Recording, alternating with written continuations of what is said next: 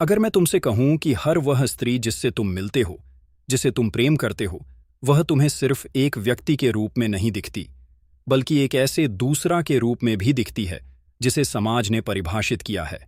उसकी पहचान उसकी अपनी मर्जी से कम और पुरुषों के सापेक्ष उसकी स्थिति से ज्यादा तय होती है। प्रसिद्ध फ्रांसीसी दार्शनिक, नारीवादी विचारक और अस्तित्ववाद की अग्रणी सिमोन द बोवार ने अपनी ऐतिहासिक पुस्तक द सेकंड सेक्स में स्त्री के इस दूसरे होने की अवधारणा को गहराई से खंगाला। उनके लिए स्त्री की प्रकृति कोई जैविक नियति नहीं थी, बल्कि एक सामाजिक निर्माण था जिसे पितृसत्तात्मक समाज ने सदियों से गढ़ा था। बोवार ने दिखाया कि कैसे स्त्री को पुरुष के मानदंड से मापा जाता है और कैसे यह उसे उसकी सच्ची आज़ादी से वंचित करता है। इस कहानी के अंत तक तुम सिमोन द बोवार के दृष्टिकोण से स्त्री की स्थिति को देख पाओगे। और क्या तुम्हारे अंदर इतनी हिम्मत है कि तुम उस सच का सामना कर सको कि प्रेम भी अक्सर आज़ादी की इस जंग का हिस्सा होता है? दूसरा होने का शाप, पहचान का संकट। सोचो, तुम एक ऐसी स्त्री से मिलते हो जो तुम्हें समझदार, सक्षम और आत्मविश्वासी लगती है। तुम्हें लगता है कि वह अपनी शर्तों पर जी रही है। तुम उसे एक समान साथी के रूप में देखते हो जो अपनी पसंद नापसंद रखती है। तुम उसे प्यार करते हो और उसका सम्मान करते हो, लेकिन धीरे धीरे तुम महसूस करते हो कि उसके भीतर एक अजीब बेचैनी है। कभी वह खुद को तुम्हारे लिए बदलती है, कभी समाज के लिए। कभी वह अपनी इच्छाओं को दबाती है, कभी विद्रोह करती है। तुम देखते हो कि वह लगातार खुद को साबित करने की कोशिश कर रही है, भले ही उसे खुद भी न पता हो कि किससे। क्या हुआ? सिमोन द बोवार कहती हैं, वह दूसरा होने के शाप से जूझ रही है। बोवार के लिए पितृसत्तात्मक समाज ने पुरुष को स्वयं या मानदंड के रूप में स्थापित किया है, जबकि स्त्री को हमेशा दूसरा माना गया है। इसका मतलब यह है कि स्त्री की पहचान पुरुष के संबंध में परिभाषित की जाती है। वह पुरुष जैसी नहीं होने पर स्त्री है। वह पुरुष के गुणों का अभाव है, न कि अपने आप में पूर्ण इकाई। समाज उसे पुरुष की सहायक, पुरुष की प्रेरणा या पुरुष की संपत्ति के रूप में देखता है, लेकिन शायद ही कभी उसे उसकी अपनी स्वतंत्र सत्ता में देखता है। यह दूसरा होना स्त्री के भीतर एक गहरा अस्तित्वगत संकट पैदा करता है। उसे यह नहीं पता होता कि वह वास्तव में कौन है, क्योंकि उसकी पहचान लगातार बाहरी अपेक्षाओं और पुरुषों की नज़रों से घड़ी जाती है। तुम्हारी स्त्री साथी, भले ही वह कितनी भी सक्षम दिखे, भीतर से इस दूसरा होने के बोझ से जूझ रही होती है। उसे लगातार खुद को यह साबित करना पड़ता है कि वह पुरुष के बराबर है या पुरुष से बेहतर है, लेकिन इस प्रक्रिया में वह अपनी मौलिकता खो देती है। जब वह तुम्हें छोड़कर जाती है या तुम्हें धोखा देती है, तो यह अक्सर उसकी अपनी पहचान की तलाश में उठाया गया कदम होता है। एक निराशाजनक प्रयास खुद को दूसरा की परिभाषा से मुक्त करने का, भले ही इसका मतलब तुम्हारे रिश्ते को तोड़ना ही क्यों ना हो। वह तुम्हें नहीं, बल्कि उस सामाजिक परिभाषा को अस्वीकार कर रही होती है जो उसे सीमित करती है। मिथक बनाम वास्तविकता, स्त्री का शाश्वत स्त्रीत्व। बोवार ने उन सभी मिथकों को खारिज किया जो सदियों से स्त्री के बारे में गढ़े गए थे, जैसे कि स्त्री भावनात्मक, सहज, प्रकृति से जुड़ी या पवित्र होती है। उन्होंने तर्क दिया कि ये सभी पुरुषों द्वारा गढ़े गए मिथक हैं जो स्त्री को एक निश्चित भूमिका में बांधने के लिए बनाए गए हैं। ये मिथक शाश्वत स्त्रीत्व की अवधारणा को जन्म देते हैं, जो स्त्री की जैविक नियति को उसकी एकमात्र पहचान बना देता है। जब तुम किसी स्त्री में मासूमियत या दिव्यता देखते हो, तो तुम अनजाने में उसे एक मिथक में ढाल रहे होते हो। तुम उसे एक पूर्ण इकाई के रूप में नहीं देखते, बल्कि एक ऐसी कल्पना के रूप में देखते हो जो तुम्हारी इच्छाओं और अपेक्षाओं को पूरा करे। बोवार का मानना था कि ये मिथक ही स्त्री को उसकी सच्ची आज़ादी से वंचित करते हैं। जब स्त्री को एक महान माँ या पवित्र पत्नी बनने के लिए प्रेरित किया जाता है, तो उसे अपनी व्यक्तिगत आकांक्षाओं, अपनी रचनात्मकता और अपने अस्तित्व के अन्य पहलुओं को दबाना पड़ता है। तुम्हारी स्त्री साथी ने जब तुम्हें धोखा दिया या वह बदल गई, तो यह शायद उस मिथक को तोड़ने का उसका अपना तरीका था जो उस पर थोपा गया था। वह उस शाश्वत स्त्रीत्व की बेड़ियों से मुक्त होना चाहती थी जो उसे एक निश्चित भूमिका में बांधती थी।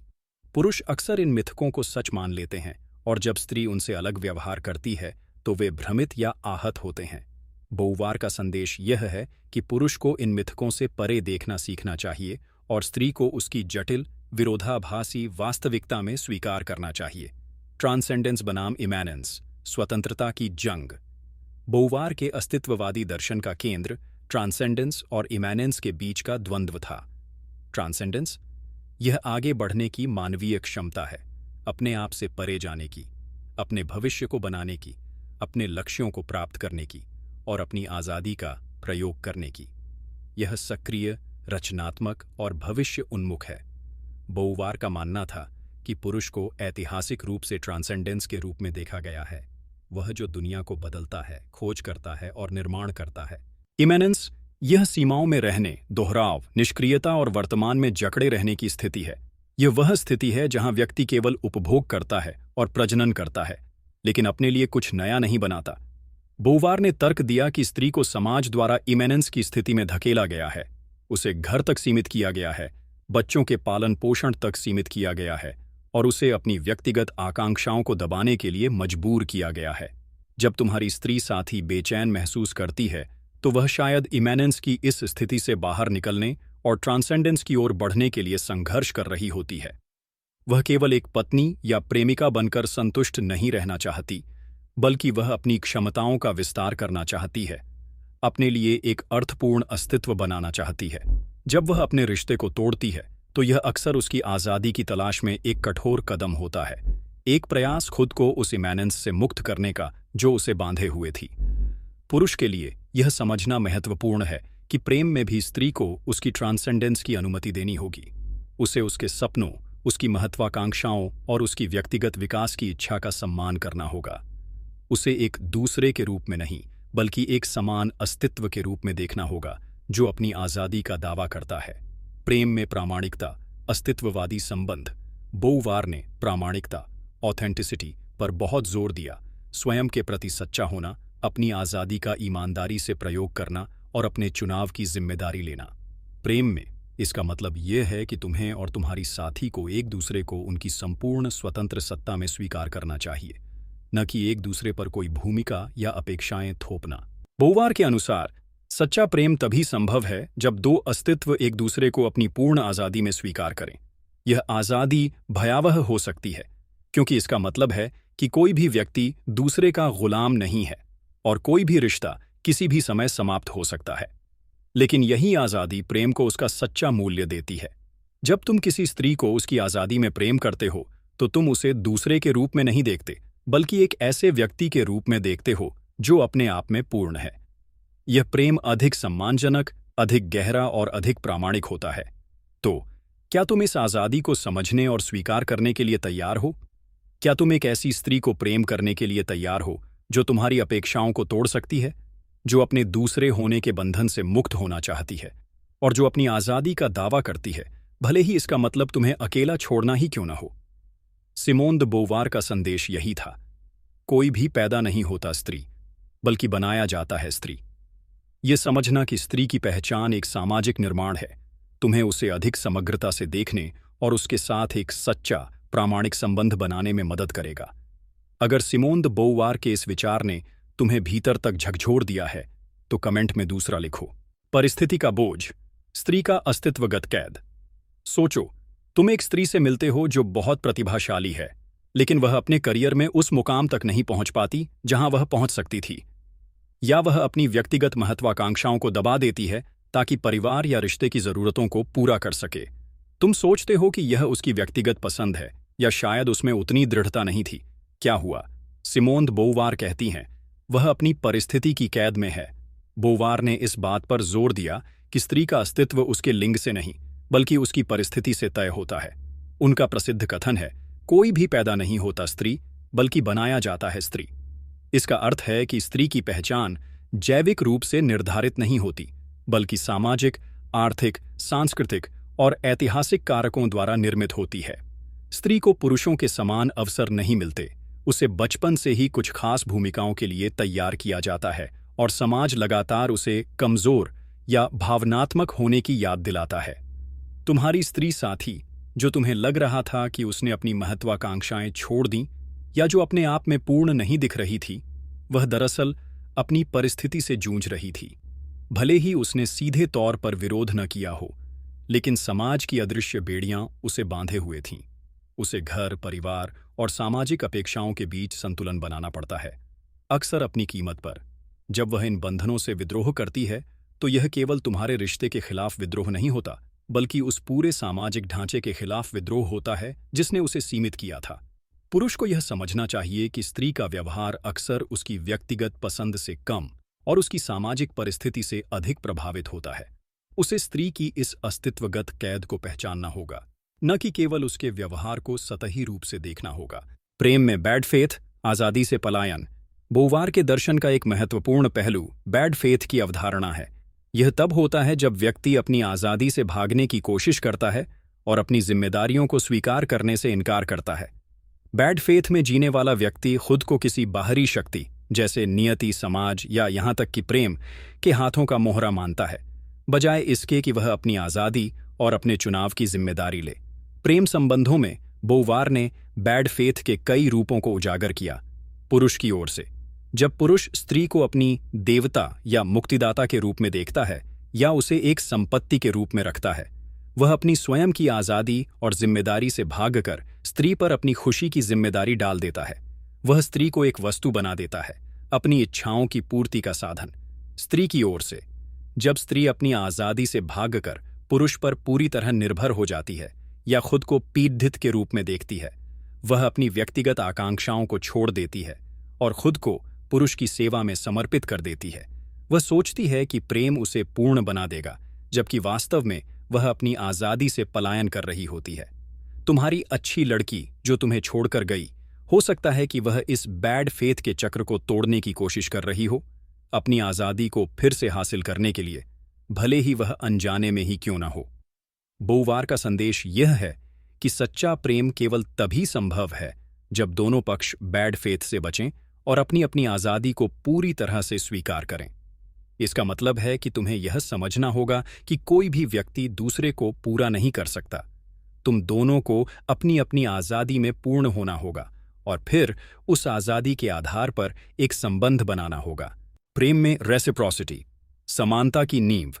बोवार ने एक ऐसे प्रेम की वकालत की जो रेसिप्रोसिटी पर आधारित हो, जहां दोनों व्यक्ति एक दूसरे को समान, स्वतंत्र विषय के रूप में देखें, न कि वस्तु के रूप में। इसका अर्थ है कि दोनों एक दूसरे की आज़ादी का सम्मान करते हैं, एक दूसरे की आकांक्षाओं का समर्थन करते हैं और एक दूसरे को अपने उच्चतम स्वरूप तक पहुंचने में मदद करते हैं। एक ऐसे संबंध में पुरुष स्त्री को दूसरा नहीं मानता, बल्कि उसे एक ऐसे व्यक्ति के रूप में देखता है जो अपनी स्वयं की ट्रांसेंडेंस की यात्रा पर है। वह उसके करियर, उसके सपनों और उसकी व्यक्तिगत पहचान को उतनी ही गंभीरता से लेता है जितनी अपनी। स्त्री भी अपनी आज़ादी का दावा करती है और पुरुष की आज़ादी का सम्मान करती है। यह एक ऐसा प्रेम है जहां कोई भी पक्ष दूसरे पर हावी होने की कोशिश नहीं करता और कोई भी अपनी पहचान को दूसरे में घोलने की कोशिश नहीं करता।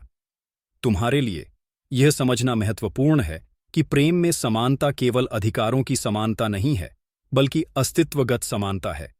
तुम्हें स्त्री को उसकी परिस्थिति में देखना होगा, उसकी परिस्थिति के कारण उसके व्यवहार को समझना होगा और उसे उन सामाजिक बंधनों से मुक्त होने में मदद करनी होगी जो उसे बांधते हैं। यह एक चुनौतीपूर्ण मार्ग हो सकता है, क्योंकि इसका अर्थ है अपने स्वयं के पूर्वाग्रहों और सामाजिक सीखों को तोड़ना। आज़ादी का निरंतर प्रयास, प्रेम का भविष्य। सिमोन द बोवार का दर्शन हमें यह सिखाता है कि प्रेम कोई स्थिर या अंतिम अवस्था नहीं है, बल्कि आज़ादी का एक निरंतर प्रयास है। यह एक ऐसा संबंध है जहां दोनों व्यक्ति लगातार अपनी आज़ादी का दावा करते हैं और एक दूसरे को अपनी आज़ादी का प्रयोग करने में मदद करते हैं। यह एक ऐसा प्रेम है जो आरामदायक होने के बजाय गतिशील, चुनौतीपूर्ण और परिवर्तनकारी होता है। पुरुष के लिए इसका मतलब है स्त्री की परिस्थिति को समझो। यह पहचानो कि स्त्री का व्यवहार और उसकी पहचान केवल उसकी व्यक्तिगत पसंद से नहीं, बल्कि सामाजिक संरचनाओं और अपेक्षाओं द्वारा भी आकार लेती है। बैड फेथ से बचो, अपनी स्वयं की आज़ादी और जिम्मेदारी को स्वीकार करो और स्त्री पर अपनी खुशी की जिम्मेदारी मत डालो। उसे एक वस्तु के रूप में मत देखो। रेसिप्रोसिटी की तलाश करो, एक ऐसा संबंध बनाओ जहां दोनों व्यक्ति एक दूसरे को समान, स्वतंत्र विषय के रूप में देखें और एक दूसरे की आज़ादी का सम्मान करें। प्रेम में आज़ादी को बढ़ावा दो, अपनी साथी को उसकी आकांक्षाओं को पूरा करने और अपनी ट्रांसेंडेंस की यात्रा पर आगे बढ़ने में समर्थन दो। सिमोन द बोवार का संदेश यही था। वास्तविक प्रेम में कोई भी खुद को गुलाम नहीं बनाता, न ही खुद को त्यागता है। लेकिन दोनों एक दूसरे को अपनी संपूर्णता में स्वीकार करते हैं और एक दूसरे के साथ एक साझा दुनिया का निर्माण करते हैं। यह एक ऐसा प्रेम है जहां आज़ादी ही प्रेम की सबसे बड़ी शर्त और उसकी सबसे बड़ी उपलब्धि है। अगर सिमोन द बोवार के इस विचार ने तुम्हें भीतर तक झकझोर दिया है तो कमेंट में आज़ादी का चुनाव लिखो। अपनी पहचान का निर्माण। बोवार के अस्तित्ववाद का मूल सिद्धांत यह है कि अस्तित्व सार से पहले आता है। इसका अर्थ है कि मनुष्य जन्म से किसी पूर्व निर्धारित सार या प्रकृति के साथ पैदा नहीं होता, बल्कि पहले अस्तित्व में आता है और फिर अपने जीवन के चुनावों और कार्यों के माध्यम से अपने सार का निर्माण करता है। स्त्री के संदर्भ में बोवार ने तर्क दिया कि समाज ने उसे एक सार, जैसे मातृत्व सार, भावनात्मक सार में कैद कर दिया है। उसे सिखाया जाता है कि उसकी प्रकृति क्या है और उसे उसी के अनुरूप जीना चाहिए, लेकिन यह उसकी आज़ादी से इनकार है। तुम्हारी स्त्री साथी जो अपनी पहचान से जूझ रही थी, दरअसल इसी सार के बोझ तले दबी थी। उसे अपनी आज़ादी का एहसास नहीं था कि वह अपने लिए कौन हो सकती है। पुरुष के लिए इस सिद्धांत को समझना महत्वपूर्ण है। तुम्हें यह स्वीकार करना होगा कि जिस स्त्री से तुम प्रेम करते हो वह कोई पहले से तय सार नहीं है। वह लगातार अपने अस्तित्व का निर्माण कर रही है। उसे एक मानसिक, भावनात्मक या देखभाल करने वाली के रूप में देखने के बजाय तुम्हें उसे एक ऐसे व्यक्ति के रूप में देखना होगा जो हर दिन अपने चुनाव कर रहा है और अपनी पहचान गढ़ रहा है। यह उसके प्रति तुम्हारी अपेक्षाओं को बदल देगा और तुम्हें उसे उसकी पूरी विकसित होती हुई सत्ता में देखने में मदद करेगा। सच्चा प्रेम वह है जहां तुम एक दूसरे को अपने सार को गढ़ने की आज़ादी देते हो। आत्मजागरूकता, आज़ादी की पहली शर्त। बोवार के अनुसार बैड फेथ से बाहर निकलने और ट्रांसेंडेंस की ओर बढ़ने के लिए सबसे पहला कदम आत्मजागरूकता है। व्यक्ति को यह पहचानना होगा कि वह आज़ाद है और अपने चुनावों के लिए जिम्मेदार है। उसे यह पहचानना होगा कि समाज की सीमाएं भले ही बाहरी रूप से मौजूद हों, लेकिन वे उसकी अपनी आज़ादी को पूरी तरह से छीन नहीं सकती। स्त्री के लिए आत्मजागरूकता का अर्थ है कि वह उन सामाजिक संरचनाओं और मिथकों को पहचाने जो उसे सीमित करते हैं। उसे यह समझना होगा कि उसे दूसरा बनाया गया है, लेकिन वह दूसरा नहीं है। उसे अपनी आंतरिक आवाज़ को सुनना होगा और अपनी व्यक्तिगत आकांक्षाओं को प्राथमिकता देनी होगी, भले ही यह सामाजिक अपेक्षाओं के विपरीत क्यों न हो। जब तुम्हारी स्त्री साथी विद्रोह करती है तो वह आत्मजागरूकता की ओर एक कदम बढ़ा रही होती है। वह अपनी परिस्थिति को पहचान रही होती है और उससे मुक्त होने का प्रयास कर रही होती है। पुरुष के लिए भी आत्मजागरूकता उतनी ही महत्वपूर्ण है। तुम्हें अपने स्वयं के पूर्वाग्रहों को पहचानना होगा, उन सामाजिक सीखों को पहचानना होगा जिन्होंने तुम्हें स्त्री को दूसरा मानना सिखाया है। तुम्हें यह पहचानना होगा कि तुम्हारी अपनी आज़ादी भी उतनी ही बड़ी है और तुम भी बैड फेथ में जी सकते हो यदि तुम स्त्री को केवल अपनी ज़रूरतों को पूरा करने वाली वस्तु के रूप में देखते हो। यह आत्मजागरूकता ही तुम्हें स्त्री के साथ एक समान और प्रामाणिक संबंध बनाने में मदद करेगी। पारस्परिक पहचान, समानता का सर्वोच्च रूप। बोवार के लिए प्रेम का सर्वोच्च रूप पारस्परिक पहचान में निहित है। यह तब होता है जब दो आज़ाद चेतनाएं एक दूसरे को अपनी संपूर्ण आज़ादी और व्यक्तित्व में स्वीकार करती है। यह सिर्फ एक दूसरे को सहन करना नहीं है, बल्कि एक दूसरे की स्वतंत्रता को सक्रिय रूप से बढ़ावा देना है। एक ऐसे संबंध में न तो पुरुष स्त्री को अपनी वस्तु बनाता है, न ही स्त्री पुरुष पर अपनी पहचान के लिए निर्भर होती है। वे दोनों एक दूसरे को स्वतंत्र विषय के रूप में देखते हैं। ऐसे व्यक्ति जिनके अपने लक्ष्य हैं, अपनी आकांक्षाएं हैं और जो अपनी आज़ादी का प्रयोग कर रहे हैं। यह प्रेम एक दूसरे के बीच संवाद, सम्मान और साझा उद्देश्य पर आधारित होता है। यह एक ऐसा संबंध है जहां दोनों व्यक्ति एक दूसरे को अपने सर्वोत्तम स्वरूप तक पहुंचने में मदद करते हैं और एक साथ मिलकर एक ऐसी दुनिया का निर्माण करते हैं जो दोनों के लिए सार्थक हो। जब तुम्हारी स्त्री साथी अपनी आज़ादी का दावा करती है तो वह तुम्हें पारस्परिक पहचान के लिए चुनौती दे रही होती है। वह तुम्हें यह कह रही होती है कि उसे केवल तुम्हारी इच्छाओं के अनुसार परिभाषित नहीं किया जा सकता। यदि तुम इस चुनौती को स्वीकार करते हो तो तुम एक ऐसे प्रेम की ओर बढ़ सकते हो जो बहुत गहरा और सच्चा होगा, क्योंकि यह किसी भी भ्रम या अधीनता पर आधारित नहीं होगा। प्रेम में आज़ादी, एक सतत सृजन। सिमोन द बोवार का दर्शन हमें यह सिखाता है कि प्रेम कोई पूर्व निर्धारित या सरल अवस्था नहीं है, बल्कि एक निरंतर सृजन है। यह एक ऐसा संबंध है जहां दोनों व्यक्ति अपनी आज़ादी का प्रयोग करते हुए एक दूसरे के साथ एक साझा भविष्य का निर्माण करते हैं। ये कोई हैप्पी एंडिंग नहीं है, बल्कि एक निरंतर यात्रा है जहां हर चुनाव मायने रखता है। पुरुष के लिए इस प्रेम में शामिल होने का अर्थ है अस्तित्व सार से पहले आता है को अपनाना। स्त्री को उसके जैविक या सामाजिक सार से परे देखो और उसे एक ऐसे व्यक्ति के रूप में देखो जो लगातार अपने अस्तित्व का निर्माण कर रहा है। अपनी आत्म जागरूकता बढ़ाओ, अपने स्वयं के पूर्वाग्रहों, अपेक्षाओं और बैड फेथ के क्षणों को पहचानो, अपनी आज़ादी और जिम्मेदारी को स्वीकार करो, पारस्परिक पहचान की तलाश करो। एक ऐसा संबंध बनाओ जहां तुम और तुम्हारी साथी एक दूसरे को अपनी पूर्ण आज़ादी और व्यक्तित्व में स्वीकार करो और एक दूसरे की स्वतंत्रता को बढ़ावा दो। प्रेम को एक सृजनात्मक कार्य मानो। यह समझो कि सच्चा प्रेम एक निरंतर प्रयास है जहां तुम और तुम्हारी साथी एक साथ मिलकर अपने संबंध और अपने जीवन को रचते हो। सिमोन द बोउवार का संदेश यही था, वास्तविक प्रेम में न तो कोई अपनी आज़ादी का त्याग करता है, न ही कोई दूसरे को गुलाम बनाता है, बल्कि दोनों एक दूसरे को अपनी पूर्णता में स्वीकार करते हैं और एक दूसरे के साथ एक साझा दुनिया का निर्माण करते हैं। यह एक ऐसा प्रेम है जहां आज़ादी ही प्रेम की सबसे बड़ी शर्त है और वह हमेशा संघर्ष और विकास के माध्यम से ही प्राप्त की जाती है। यह तुम्हें एक अधिक जागरूक, अधिक जिम्मेदार और अधिक प्रामाणिक जीवन जीने में मदद करेगा। अगर सिमोन द बोउवार के इस विचार ने तुम्हें भीतर तक झकझोर दिया है और तुम्हें अपनी आज़ादी का चुनाव करने की शक्ति महसूस हुई है, तो कमेंट में पारस्परिक पहचान लिखो।